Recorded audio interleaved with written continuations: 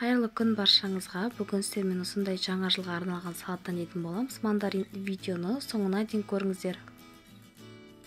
Алдын ала тауықтың төс етін немесе окорочкамызды суға пісіріп аламыз да, осылайынан түрпіштеп турап шығатын боламыз. Турап алғаннан кейін ыдысымызға салып аламыз.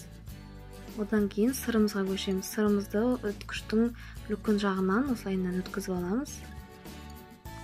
Жұмыртқамызды да өткізетін боламыз. Күштен өткізіп алғаннан кейін чесногымызға кірісетін боламыз. Чеснок салмасаңыздар да болады, но чеснокпен дәмі бір ерекше болып шығады. Сол себепті чесноктан қоссаңыздар болады. Енді майонезімізді қосамыз, дәміне қарай тұз саламыз. Сәбізімізді өткіштен өткізіп алатын боламыз. Сәбізімізді өткіштен өткізіп болғаннан кейін қолымызбен қысып суын шығаратын боламыз.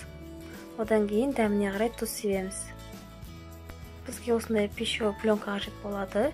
Егер де сіздерде бұндай болмаса, целлофанмен де істесеңіздер болады.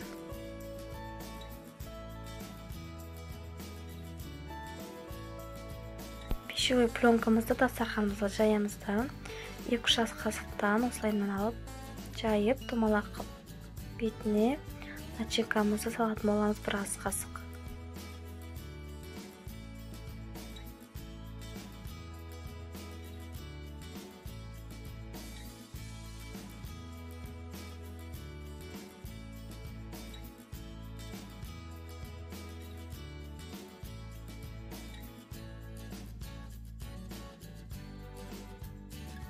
Салып болғаннан кейін, осы видеода көрсетілгендей жан-жағынан абайлап осылай ұстап, домалақ формаға келтіретін боламыз.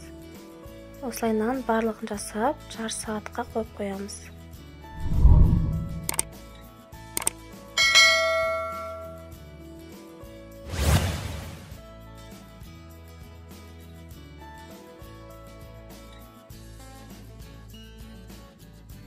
Целлофанымыздан осылайынан алатын боламыз. Кейбір жерлерін қолдарымызбен жөндеп жібереміз, егер де бұзылып жатса.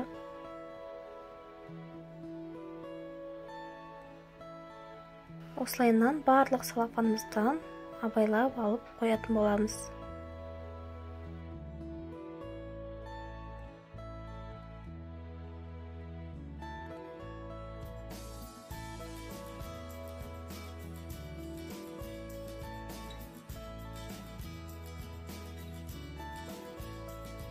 Әсемдейтін боламыз. Осылайынан үлкен қара бұрышты ортасына кіргізіп, мандариннің жапырақтарын кіргізіп қоюға болады. Немесе әсемдемей, осылайынан да болады қоюға. Видеоның соңына дейін көрген болсаңыздар, каналыма тіркеліп, лайк басып, комментарий жазуды ұмытпаңыздар. Астарыңыз дәмді болсын. Сіздермен болған Балжан.